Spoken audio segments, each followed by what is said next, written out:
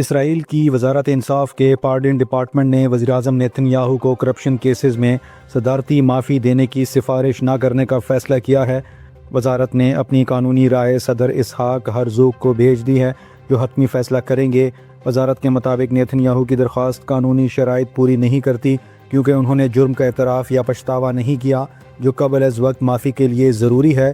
امریکہ کے صدر Donald Trump کی دباؤ کی کوشش کے باوجود صدر ہرزوگ نے واضح کیا کہ وہ انصاف کے مطابق فیصلہ کریں گے۔ نیتن یاہو پر 2019 میں رشوت اور فراڈ کے الزامات لگے تھے اور تل ابیب ڈسٹرکٹ کورٹ میں مقدمہ جاری ہے۔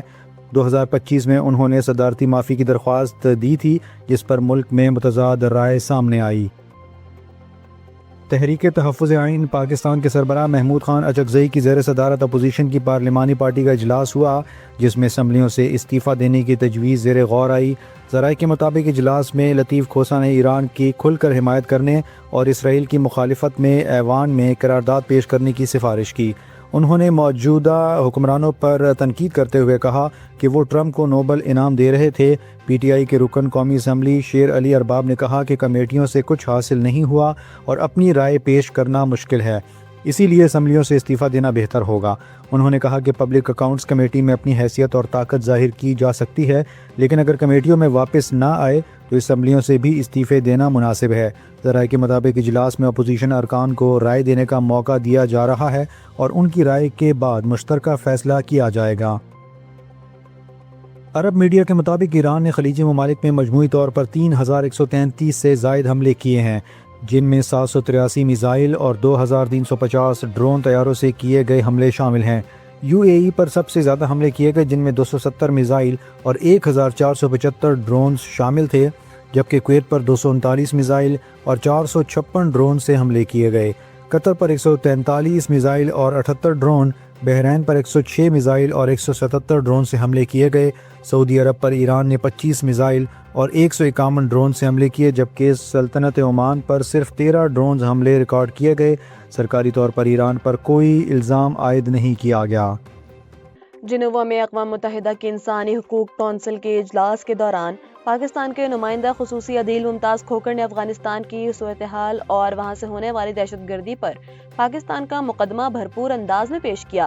انہوں نے کہا کہ پاکستان میں حالیہ دہشت گرد حملوں میں خطرناک حد تک اضافہ ہوا ہے، جن کے تانے بانے افغانستان میں موجود محفوظ ٹھکانوں سے ملتے ہیں۔ عدیل ممتاز کھوکھر نے واضح کیا کہ ان حملوں کو بیرونی سرپرستوں کی پشت پناہی حاصل ہے اور بھارت طویل عرصے سے اس خطے میں خطرناک کھیل کھیل رہا ہے۔ انہوں نے افغان طالبان سے مطالبہ کیا کہ وہ اپنی سرزمین کو پڑوسی ممالک کے خلاف استعمال ہونے سے روکنے کے لیے قابل تصدیق اقدامات کریں گے۔ پاکستانی مندوب کے اس مدلل خطاب نے اجلاس کے دیگر شرکاء کو خاموش کرا دیا۔ ایران کے صدر مسعود پزشکیان نے وزیر اعظم شہباز شریف سے ٹیلی فونک گفتگو کرتے ہوئے عالمی برادری کے رویے پر گہری تشویش کا اظہار کیا ہے۔ انہوں نے کہا کہ دنیا جنگ کے اصل ذمہ داروں کو لگام دینے میں ناکام رہی ہے، جس سے عالمی نظام اور سیکیورٹی کو سنگین خطرات لاحق ہو سکتے ہیں۔ ایرانی صدر نے واضح کیا کہ ان کا ملک خطے کے دیگر ممالک کے ساتھ کسی تنازع میں پڑنے کا ارادہ نہیں رکھتا۔ دوسری جانب چین نے بھی خلیجی ریاستوں پر حملوں کی مخالفت کرتے ہوئے مذاکرات پر زور دیا۔ چینی وزارت خارجہ کے ترجمان کا کہنا ہے کہ بحران کا واحد حل بات چیت ہے اور چین امن و استحکام کے لیے تمام فریقین سے رابطے جاری رکھے ہوئے ہے۔ ایران کے دارالحکومت تہران میں اس وقت سنسنی خیز صورتحال پیدا ہو گئی ہے، جب ایرانی میڈیا کے براہ راست نشریات کے دوران انقلاب اسکوائر پر زوردار دھماکوں کی آوازیں سنی گئی ہیں۔ ویڈیو فوٹیجز میں واضح دیکھا جا سکتا ہے کہ جس وقت رپورٹر کوریج کر رہا تھا، پس منظر میں یکے بعد دیگرے کئی دھماکے ہوئے، جن کی آوازیں مائکرو فون میں ریکارڈ ہوئی ہیں۔ تاہم حیران کن طور پر وہاں موجود ہجوم نے خوف زدہ ہو کر بھاگنے کے بجائے غیر معمولی استقامت کا مظاہرہ کیا۔ مظاہرین ایرانی پرچم لہراتے رہے اور امریکہ کے خلاف شدید نعرے بازی کرتے ہوئے اپنی مزاحمت ریکارڈ کرائی۔ ابھی تک ان دھماکوں کی نوعیت اور نقصانات کے بارے میں حکومتی سطح پر کوئی حتمی بیان سامنے نہیں آیا۔ مشرق وسطی میں جاری جنگ اور حالیہ میزائل حملوں کے پیش نظر برٹش ایئر ویز نے ایک اہم ترین منزل کے لیے اپنی تمام پروازیں عارضی طور پر معطل کرنے کا اعلان کر دیا ہے۔ ایئر لائن کے ترجمان کے مطابق یہ فیصلہ مسافروں اور عملے کی سلامتی کو یقینی بنانے کے لیے کیا گیا ہے اور یہ معطلی رواں سال 2026 کے آخر تک برقرار رہ سکتی ہے۔ ایئر لائن نے متاثرہ مسافروں کو ٹکٹ کے پیسے واپس کرنے یا متبادل پروازوں کی پیشکش کی ہے۔ واضح رہے کہ یہ خطے میں حالیہ فضائی مہم جوئی اور تہران اور اسرائیل کے درمیان براہ راست تصادم کے باعث عالمی فضائی کمپنیوں کو اپنے روٹ پر تبدیل کرنے یا پروازیں منسوخ کرنے پر مجبور ہونا پڑا۔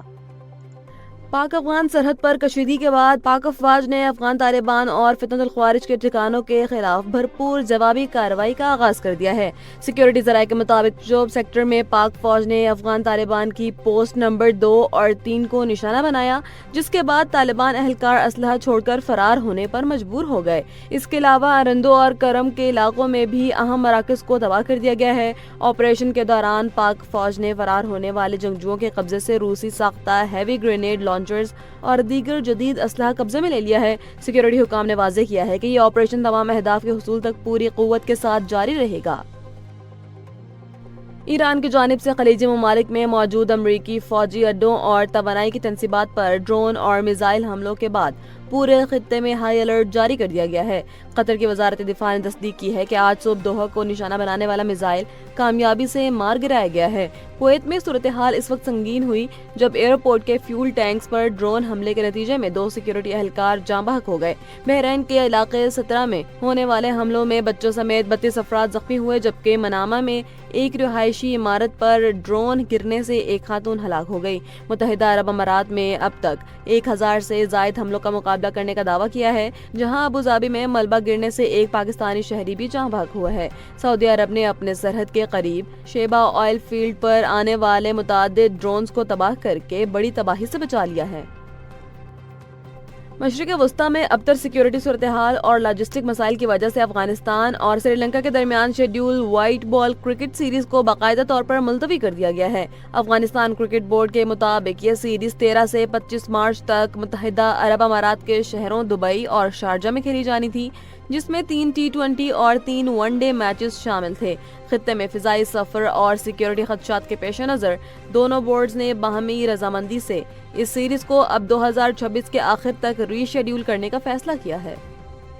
انٹر امریکن پریس ایسوسی ایشن کے تازہ رپورٹ نے سال 2024 کو صحافت کے لیے بدترین سال قرار دے دیا۔ رپورٹ کے مطابق امریکہ کی درجہ بندی میں غیر معمولی تنزلی دیکھی گئی ہے، جہاں امریکہ 23 ممالک کی فہرست میں 4 سے 11ویں نمبر پر آ گیا ہے۔ اس گراوٹ کی بڑی وجہ صدر ڈونلڈ ٹرمپ کی میڈیا مخالف پالیسیاں، تنقیدی صحافت کے خلاف بیانیے اور سرکاری نشریات ادارے وائس آف امریکہ کی بندش بتائی گئی ہے۔ رپورٹ میں وینزویلا اور نکاراگو کو اظہار رائے سے محروم بدترین ممالک قرار دیا گیا ہے، جبکہ کینیڈا اور برازیل بہترین کارکردگی والے ممالک میں شامل ہیں۔